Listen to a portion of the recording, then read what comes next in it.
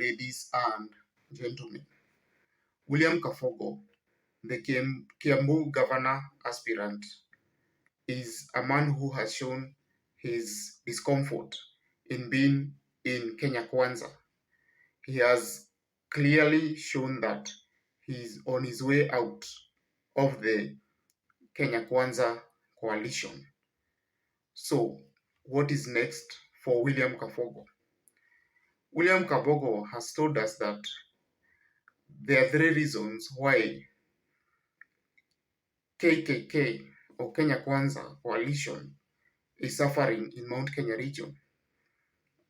One of them is the nomination of Martha Karua by Azimio la Umoja as their running mate for Raila Odinga.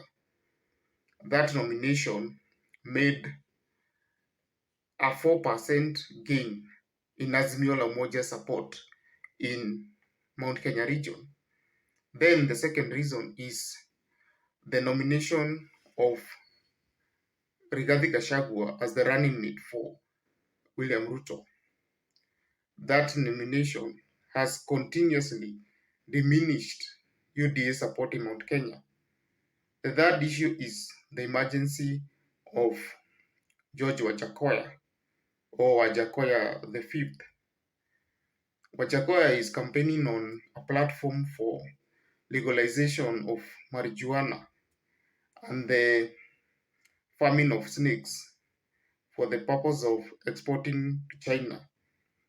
And this message is resonating very well with the youth, especially in Kiambu.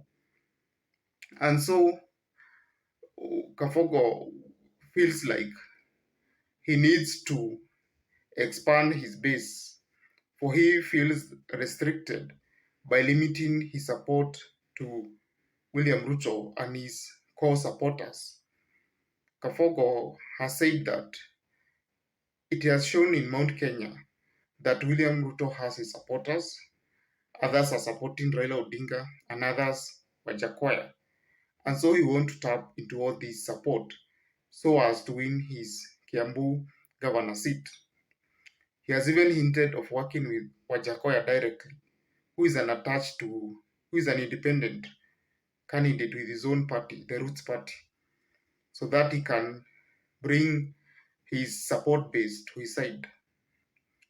William Kabogo has also told us that the nomination of Rigathi Gachagua has really affected UDA to the point that they might end up losing the election. We have even seen the opinion polls.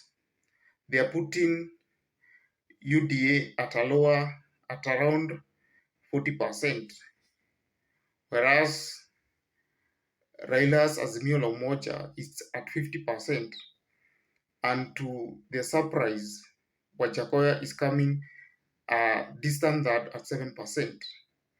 And 7% in a highly contentious election is a very huge percentage, considering an election where 10 million people would vote.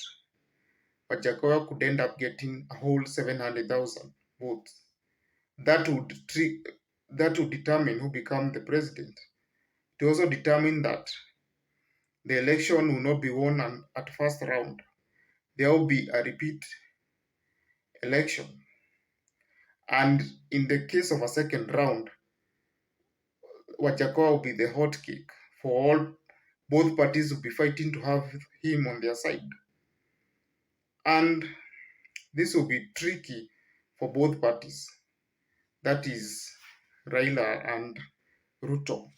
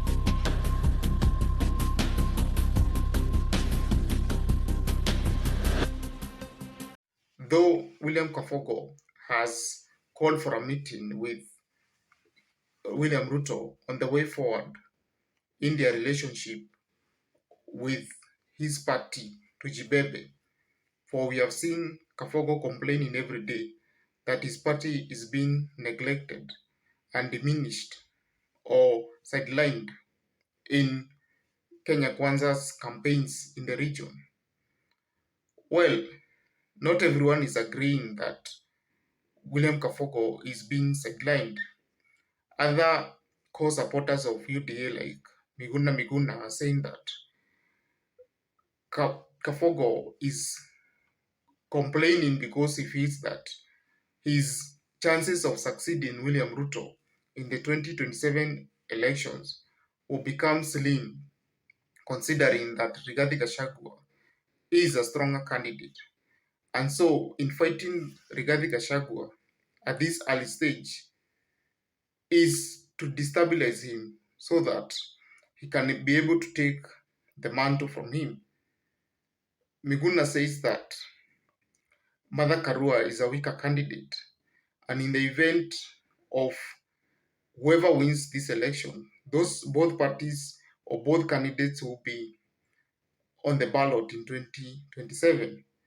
And so, in eliminating Rigathi Gachagua, Kafogo will have an upper hand in beating any other candidate.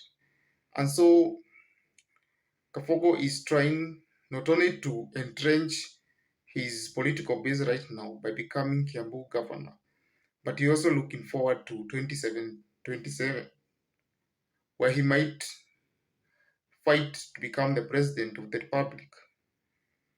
And so he's putting down all his chips or laying his chips so that he can be in a better position to become the Mount Kenya kingpin.